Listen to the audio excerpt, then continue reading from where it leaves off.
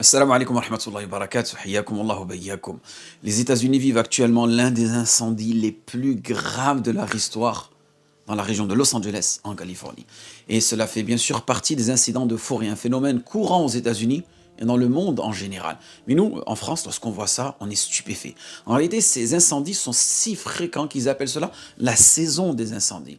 La saison des incendies aux États-Unis, elle se situe généralement entre fin avril et fin juillet, mais parfois elle peut s'étendre jusqu'au mois d'août. Ainsi, le fait que les incendies de Los Angeles se produisent en dehors de cette saison provoque une certaine inquiétude en Amérique. Ils ne sont pas préparés à cela. Et les États-Unis enregistrent environ, vous savez combien? 45 000 grands incendies par an. Un chiffre stupéfiant. Et l'incendie actuel à Los Angeles est considéré comme l'un des plus coûteux de l'histoire des États-Unis, avec des estimations allant de 52 à 50 milliards de dollars. Pourquoi? Parce qu'il touche en réalité une région célèbre, abritant de nombreuses personnes, des personnes très riches, Santa Monica, Malibu, Hollywood, où la valeur des propriétés est extrêmement élevée. Donc ça augmente les coûts. Ils te disent à ce jour, il y a à peu près une dizaine ou quinzaine de personnes qui ont perdu la vie dans cet incendie. Un chiffre en réalité qui est susceptible d'augmenter. Plus de 1000 bâtiments ont été détruits, 26 000 acres, environ à peu près l'équivalent de 10 500 hectares de terre qui ont brûlé. Et il est prévu que ce chiffre augmente encore et encore. Et l'incendie a également contraint à l'évacuation de près de combien? 100 000 personnes. Et les gens ont plutôt mesurer les répercussions politiques. Mais nous, on verra le musulman à la fin de la vidéo, comment est-ce qu'on voit, comment est-ce qu'on constate cela, comment est-ce qu'on analyse cela. Le président Joe Biden a annulé un voyage en Italie, tandis que la maire Los Angeles, qui était en visite au Ghana, a écourté son séjour. L'ampleur de l'incendie est donc très très préoccupante.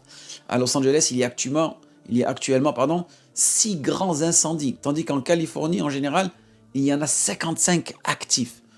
Donc les gens vont plutôt s'attarder sur que c'est un phénomène naturel et que c'est dû au réchauffement climatique. Parce que les incendies de forêt, en réalité, sont un phénomène naturel. Ce n'est pas l'homme qui les provoque. Contrairement à ce que beaucoup pourraient penser, les wildfires, c'est-à-dire les incidents de forêt, sont souvent causés par les facteurs naturels comme la foudre frappant des arbres et provoquant des incendies. Donc ça, tu ne peux pas le contrôler. Deuxième méthode, les rayons du soleil qui peuvent enflammer des herbes sèches. Troisième moyen, le frottement entre des pierres dans les montagnes. C'est agile. Juste le frottement entre des pierres dans les montagnes, qui peut produire une petite étincelle, et cela va allumer des feuilles sèches. Et voilà que l'incendie est propagé. Cependant, l'incidence de ces incendies a augmenté ces 5 dernières années. En raison de quoi, à votre avis? Du réchauffement climatique, qui assèche davantage les forêts, qui rendent les herbes et les arbres plus inflammables. Et le réchauffement climatique aussi augmente également le taux d'évaporation des océans, ce qui peut indirectement contribuer à des incendies. Et nous allons mesurer les conséquences écologiques. Les incendies de forêt, Allah yabarik fikoum, ils provoquent aussi une perturbation majeure de l'équilibre écologique, en détruisant une grande quantité d'arbres, de plantes, ainsi que les animaux, insectes et les oiseaux qui y vivent. Donc il y a vraiment des conséquences politiques, économiques et aussi écologiques. La destruction aussi des zones résidentielles, comme on le voit dans le cas de Los Angeles. Vous avez pu voir les vidéos. Des pertes financières colossales, parce qu'en raison de la destruction de bâtiments et de la perte de ressources, comme le bois.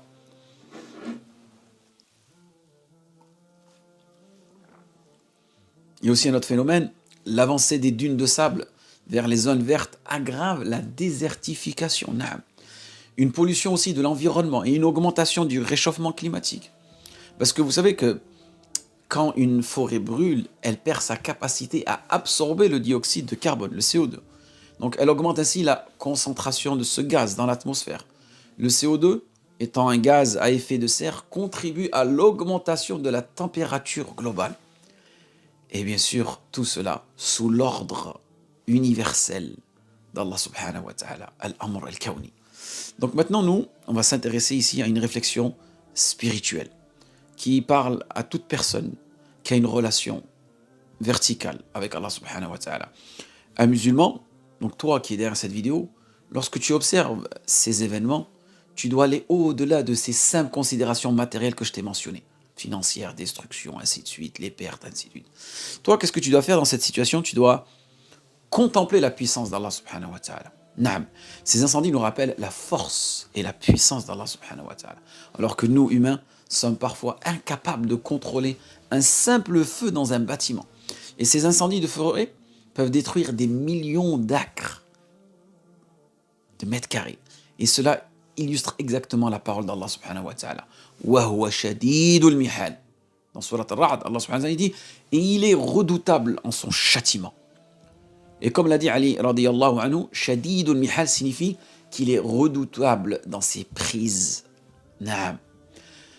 Deuxième rappel aussi, le rappel de l'enfer. Naam. Ces incendies sont un avertissement de la part d'Allah subhanahu wa ta'ala pour nous rappeler la gravité de l'enfer. Allah subhanahu wa ta'ala dit dans le Coran Kalla law ta'lamuna ilma al-yaqin la tarawna al-jahim thumma la tarawnaha 'ayna al-yaqin. Mais non, si vous saviez de science certaine, vous verriez certes la fournaise, puis vous la verriez certes avec l'œil de la certitude. 'Ayna al-yaqin.